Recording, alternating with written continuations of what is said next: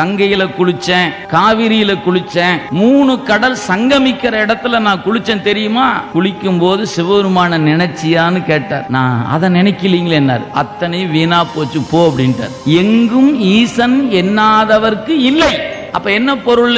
ஈசனை நினைந்தால் கங்கை ஆடிய பயன் கிடைக்கும், ஈசனை நினைந்தால் காவிரியில் நீராடுகிற பயன் நமக்கு கிடைக்கும், ஈசனை நினைந்தால் புனித நீராடுகிற பயன் நமக்கு வந்து சேரும். நாம இறைவனை மறந்துட்டு இங்கிருந்து காசிக்கு போய் கங்கையில குளிச்சிங்கன்னா புண்ணியம் வந்து சேராது. இந்த புனித நீர் ஆடுவது பயன் தரும் என்றால் அந்த கங்கையில் இருக்கிற புழுவும் மீனும் புனிதம் பெற வேண்டுமே, ஏன் பெறவில்லை?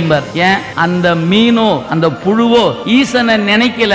ஆனா நீ நீராடுகிற பொழுது ஈசனை நினைந்து நீராடு, அதுதான் உனக்கு புண்ணியத்தை தரும் என்று தவத்திரு குன்றக்குடி அடிகளார் பெருந்தகை தன்னுடைய உரையில அவ்வப்போது குறிப்பிடுவது உண்டு.